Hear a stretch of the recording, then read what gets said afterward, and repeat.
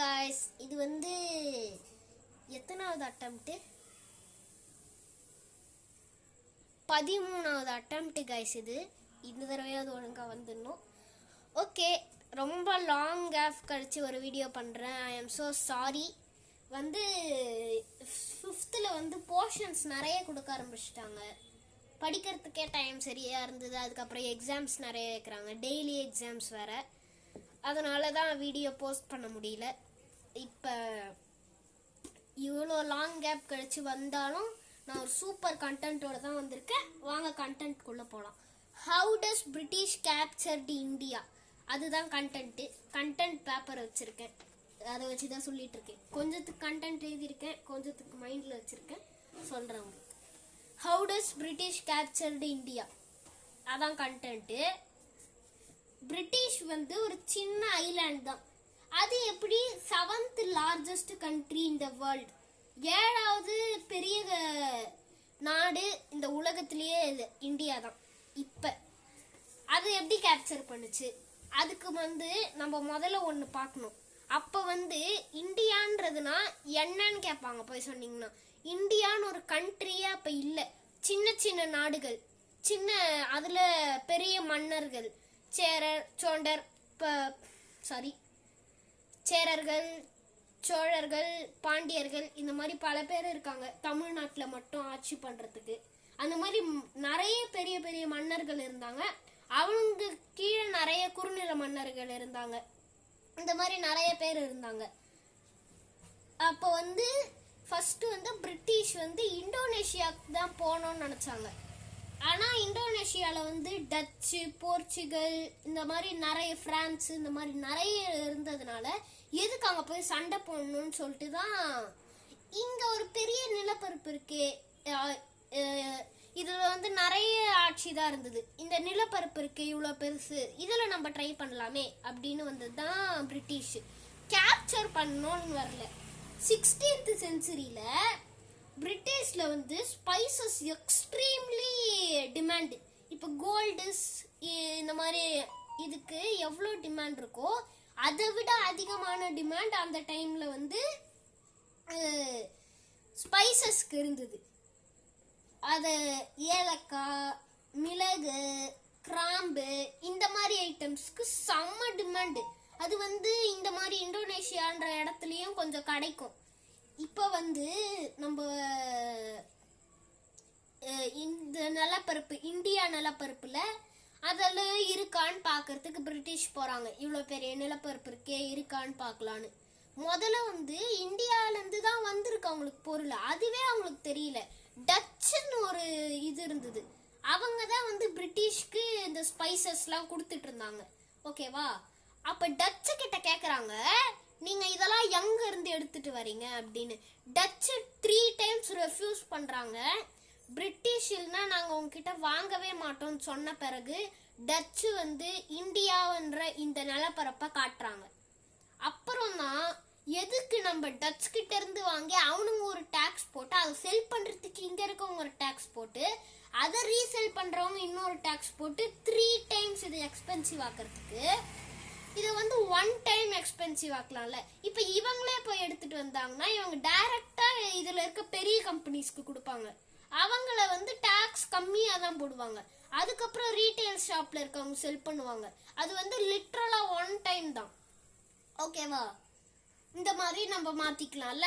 அதனால ஒரு 25 பெரிய மெர்ச்சன்ட், பிரிட்டிஷ்லயே பெரிய மெர்ச்சன்டான 25 பேர் அந்த காலத்துல 16th செஞ்சுரியில இருக்க பிரிட்டிஷ் குயின் கிட்ட போயிட்டு இந்த மாதிரி நாங்கள் இந்த மாதிரி பண்ணுறோம், எங்களுக்கு அனுமதி கொடுங்க ப்ளீஸ் அப்படின்றது கேட்குறாங்க. அதுக்கு வந்து அந்த பிரின்சஸும் குயினும் ஓகேன்னு சொல்லிடுறாங்க. அதுக்கப்புறம் இவங்கெல்லாம் கப்பல் ஏறிட்டு ஒரு 4 years சம்திங், அப்போ இருக்க கப்பல்லாம் அப்படி தான் போகும். அவ்வளோ பொறுமையாக போயிட்டு இந்தியாவில் இறங்கியிருக்காங்க. அவ்வளோ பொறுமையாக 4 yearsன்றது நம்ப முடியாத டைமு. அவ்வளோ பொறுமையாக இந்தியாவுக்கு போயிருக்காங்க 4 years. ஓகே, இப்போ நம்ம பார்ப்போம். 4 years பொறுத்து இந்தியாவுக்கு போகிறாங்க அந்த மெர்ச்சன்ட்ஸ். போனதும் வந்து தேடுறாங்க இங்கே எங்கே ஸ்பைசஸ் கிடைக்குதுன்னு. அப்போ வந்து அவங்க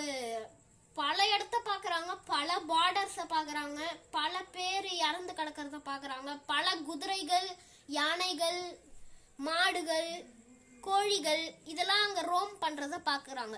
மெயினாக அந்த குதிரை, யானை இது மேலெல்லாம் ஈட்டி வச்சுக்கிட்டு நம்ம படை, அதாவது அந்த குறுநில மன்னர்கள், பெரிய மன்னர்கள் அவங்களோட படை போகுது.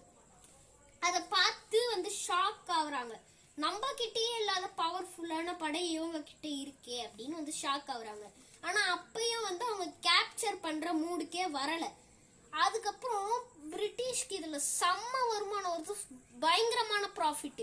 இப்ப கூட அவங்க கேப்சர் பண்ணோன்றது வரல. இந்தியால பணம்ன்றது அப்ப சுத்தமா கிடையாது, ரொம்ப கம்மியா இருந்தது. இப்ப இப்ப நம்மளுக்கு இவங்களுக்கு பணம் கொடுத்து உதவணும்னா இன்னும் அதிகமா இவங்க ஸ்பைசஸ் வளர்ப்பாங்கல்ல. இப்ப ஃபார்மர்ஸ் கிட்ட பணம் இல்ல, ஃபார்மர்ஸ் கிட்ட பணம் இருந்ததுன்னா அவங்க என்ன பண்ணுவாங்க, பெரிய நிலமா வாங்குவாங்க. அதெல்லாம் அறுவடை பண்ணுனா என்ன கிடைக்கும், அதிகமா கிடைக்கும். அதனால இவங்களுக்கு என்ன ஆகும், இவங்களுக்கு அந்த ப்ராஃபிட் ரீகெயின் ஆகும். அதே மாதிரி அவங்க கொடுக்குற கடனை அவங்களால அடைக்க முடியலன்னா அதில் அவங்க நிலத்தை எடுத்துப்பாங்க. டிவைட் அண்ட் ரூல், இதான் பிரிட்டிஷோட பாலிசி. எவ்வளோ பிரில்லியண்ட்டாக யோசிக்கிறாங்க பார்த்தீங்களா? அதனால தான் இவ்வளோ பெரிய கண்ட்ரி கேப்சர் பண்ணியிருக்காங்க. போக போக போக போக நம்ம பார்க்கலாம். இந்த மாதிரி ஒரு ஒரு இடமா போயிட்டு இந்த மாதிரி நாங்கள் உங்களுக்கு கடன் கொடுக்குறோம், காசு கொடுக்குறோம், நீங்கள் குறிப்பிட்ட டைம் அது சொல்கிறாங்க. அது இடத்தை பொறுத்து எவ்வளோ பேர் இருக்காங்க, எவ்வளோ காசு கொடுக்குறாங்கன்றதை பொறுத்து டைமை ஃபிக்ஸ் பண்ணுறாங்க. அவ்வளோ நேரம் பொறுத்து தராங்க. பிரிட்டிஷ் தராங்க அந்த மக்களுக்கு, இந்தியாவில் இருக்க மக்களுக்கு தராங்க. இந்த மாதிரி அவங்களால காசு கொடுக்க முடியலன்னா அந்த இடத்த எடுத்துக்கிறாங்க. அந்த இடத்த எடுக்கும் போது பெரிய புரட்சி ஆகல.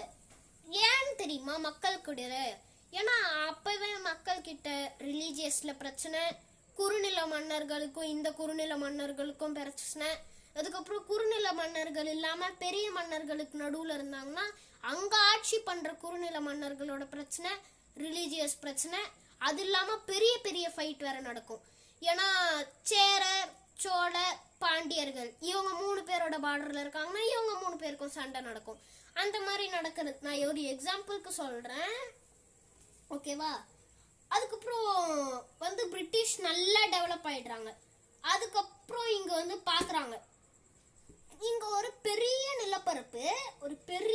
நிலப்பரப்பு இப்ப சென்னைன்னு இருக்கே, அது இந்தியாவோட பெரிய நிலப்பரப்புன்னு சொல்ல, இந்த இடத்துல அது ஒரு பெரிய நிலப்பரப்பா காடாகவே இருக்கு.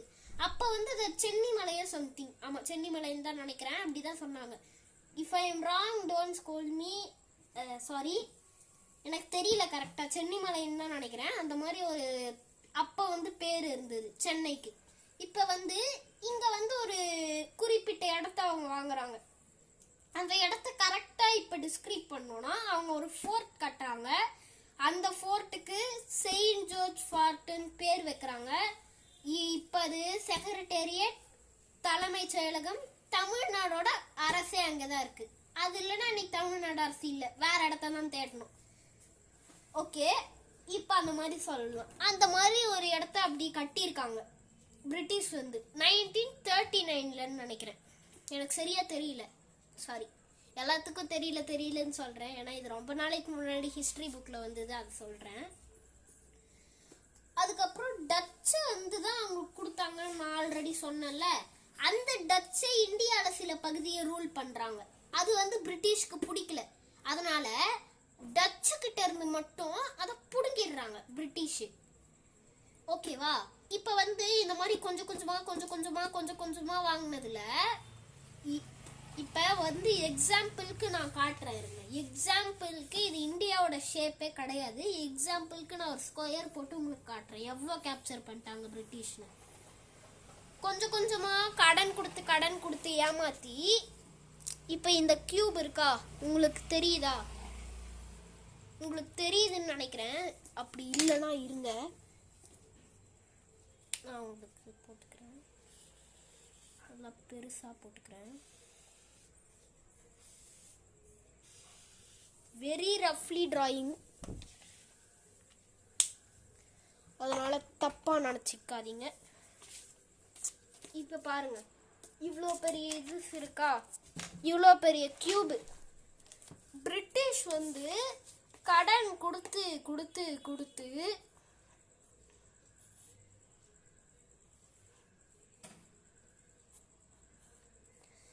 இந்த சின்ன இடம் தான் இப்போ அந்த மன்னர்கள் கிட்ட இருக்கு. இவ்வளோ பெரிய இடத்த வந்து பிரிட்டிஷ் தான் ரூல் பண்றாங்க.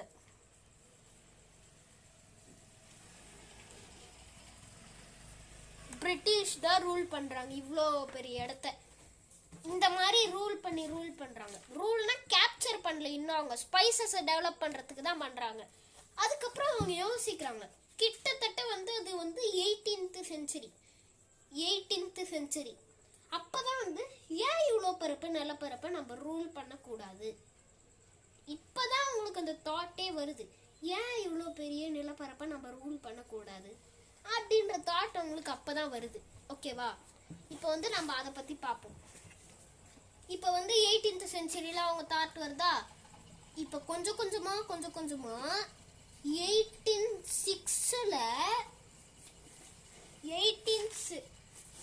18th செஞ்சுரியில ஆரம்பிச்சது 6 வருஷம் பொறுத்து இவ்வளோ பெருசா இருந்த நிலப்பரப்பு இங்க இருக்குல்ல. இதான சொன்னேன் நான் வந்து அந்த மன்னர்கள் ஆட்சி பண்ணாங்கன்னு. இதுல இவ்வளோ பெரிய இடத்த, இவ்வளோ பெருசு, இவ்வளோ பெரிய இடத்த பிரிட்டிஷ் கேப்சர் பண்ணிட்டாங்க. இப்போ இங்க இருக்க சின்ன ட்ரையாங்கிளும் இங்க இருக்க இந்த சின்ன கியூபும் தான் மன்னர்கள் ஆட்சி செய்யறாங்க. 1806ல 1816ல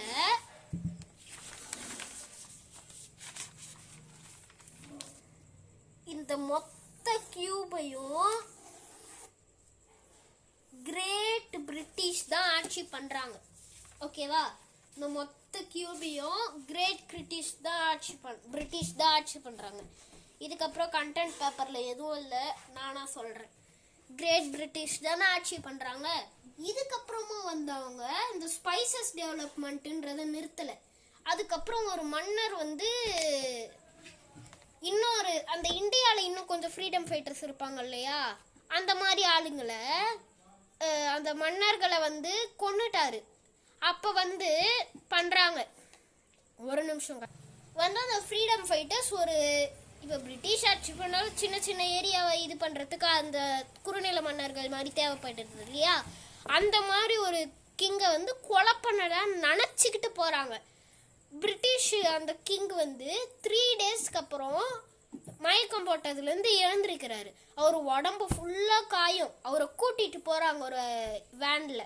அந்த வேன்னா அந்த காலத்தில் இருந்த குதிரை வேனில் கூட்டிகிட்டு போகிறாங்க. அந்த இவர் வந்து அந்த பிரிட்டிஷோட குறுநில மன்னரை வந்து கூட்டிகிட்டு போகிறாங்க. அப்போ போகிற வழியில் ஒரு பிளான்ட்டு ஒயிட் ஒயிட்டாக இருக்குது. அது என்ன பிளான்ட்டுன்னு பார்த்தீங்கன்னா காட்டன். இதை இந்தியாவில் இருக்கவங்களுக்கு தெரியும் அப்போ. ஆனால் பிரிட்டிஷ்க்கு காட்டனுன்னு ஒரு ஃபேப்ரிக் இருக்கிறது தெரியாது. அவங்க யூஸ் பண்ணது எல்லாமே உல் உல் உல் உல். இதான் அவங்க கண்ட்ரியில் யூஸ் பண்ணது. அவங்க வெதர் கண்டிஷன் அப்படி. 18th செஞ்சுரி வரைக்கும் பிரிட்டிஷில் உல் மட்டும்தான். காட்டன்னா அப்படின்னா என்ன அப்படின்னா பிரிட்டிஷ்காரங்க கேட்பாங்க. ஒரு நிமிஷம், பிரிட்டிஷ்காரங்க கேட்பாங்க. ஓகேவா? இப்போ வந்து நம்ம இதுக்கு திருப்பி போவோம். இதை வந்து தண்ணியில் முக்குறாரு. அவர் வந்து தண்ணியில் முக்கிட்டாரு. அதுக்கப்புறம் ரொம்ப நேரம் ஆயிடுச்சு. அவங்க பெரிய பிரிட்டிஷ் வந்து அவரை கூப்பிடுறாங்க. ரொம்ப நேரம் ஆயிடுச்சு. அதுக்கப்புறம் அந்த குறுநில மன்னருக்கு ஒரு ஒய்ஃப் இருப்பாங்கல்ல, அவங்க வந்து யானை நூல் தைக்கிறது வந்து எடுத்துட்டு இருந்தாங்க. அப்போ வந்து அது தேடிட்டு இருக்கும் போது இதுலேருந்து இழையா வந்துதான் நூல். அப்படி வந்து இதான் நூலுன்னு நினச்சிக்கிட்டு தைக்கிறாங்க. அதில் துணி தைக்கிறாங்க. என்னடா இது இவ்வளோ தின்னா இருக்கு, நம்ம உள்ளில் தைச்ச திக்கா வருமே, இது என்ன ஃபேப்ரிக் அப்படின்னு சொல்லிட்டு இதில் அவங்களுக்கு இப்போ வந்து இந்த அளவுக்கு தேய்ச்சிட்டாங்க.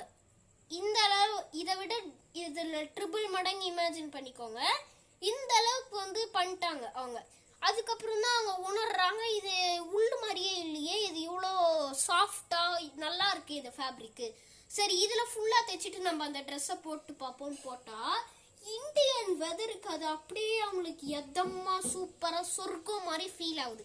அவ்வளோ சூப்பராக இருக்குது அந்த ஃபேப்ரிக். அதுக்கப்புறம் பெரிய பிரிட்டிஷ் கிட்ட இருந்து இவங்க வராங்க, என்னங்க யான் வாங்கினீங்க இவ்வளோ சூப்பராக இருக்கு அப்படின்றாங்க. நான் எங்க யானே வாங்கலையேம்மா, நீ யான் வாங்க சொன்னா நான் மறந்துட்டேன் சாரி அப்படின்றாரு. அப்போ இங்கே ஒரு வச்சுருந்தீங்களே அதை தண்ணியில் கூட டிப் பண்ணி வச்சுருந்தீங்களே அப்படின்னு கேட்டால் அது ஏதோ ஒரு போயிட்டு இருக்கும்போது ஒரு பிளான்ட்ல இருந்ததுமா பிச்சுட்டு வந்து தண்ணிக்குள்ளே போட்டு வச்சிருந்தேன் அப்படின்றாங்க. இதில் நான் தைச்சேங்க சூப்பராக இருந்திருக்கு ட்ரெஸ்ஸு பாருங்கன்னு காட்டுறாங்க. அதுக்கப்புறம் இவர் வந்து எல்லாருக்கும் சொல்கிறாரு, பெரிய பிரிட்டிஷில் போயிட்டு மீட்டிங்கில் வந்து இப்படி சொல்கிறாரு. அதுக்கப்புறம் அவங்களுக்கு ஸ்பைசஸ் ஒன்று, அதே மாதிரி அந்த டேக்ஸ் ஒன்று, அந்த இன்ட்ரெஸ்ட் கட்டுறாங்கல்ல அந்த கடன்லேருந்து அது வாங்குறானுங்க. அதுக்கப்புறம் சில பேர் அசலியே திருப்பி கொடுக்குறாங்க. இந்த மாதிரி 3 இப்போ புதுசாக ஒரு இன்கம் வந்திருக்கு காட்டன். இதை வந்து பிரிட்டிஷ்க்கு எப்படி எடுத்துகிட்டு போகிறது கப்பலில் அப்படின்றத யோசிக்கிறாங்க. அதுக்கப்புறம் தான் அவங்களுக்கு ஒன்று வருது, இவங்க வந்து இந்தியாவில் வந்து யுட்டென்சில் யூஸ் பண்ணுவாங்கல்ல பாத்திரம், அது வந்து பிரிட்டிஷில் வேற மெட்டீரியலில் இருக்கும். அதில் எடுத்துகிட்டு போகிறத விட இப்போ இந்தியாவில் இருக்க இந்த யூட்டென்சில்ஸில் எடுத்துகிட்டு போனால் காட்டன் நல்லா இருக்கு.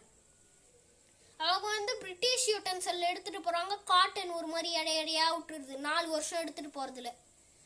அதுவே ஒரு நாள் பாத்திரம் தட்டுப்பாடு, பிரிட்டிஷ் பாத்திரம் கிடைக்கல, அதுக்கு அந்த இடத்துல இருந்து இந்தியா கிட்ட இருந்து வந்து பிரிட்டிஷ் வந்து பாத்திரத்தை புடுங்கிட்டு வந்து அதில் உள்ள போட்டு அனுப்புகிறாங்க. ஓகேவா, அதில் அனுப்புறது அப்படியே சூப்பராக இருக்குது. அப்புறம் வந்து இந்தியாவில் இருக்க யூட்டென்சில் எப்படி மேனுஃபேக்சர் பண்ணுறாங்களோ அதே மாதிரி பிரிட்டிஷ் மேனுஃபேக்சர் பண்ணி ஸ்பைசஸ், இன்ட்ரெஸ்ட், அசல், காட்டன் இது 5 இது வந்து மேனுஃபேக்சர் பண்ணுறாங்க.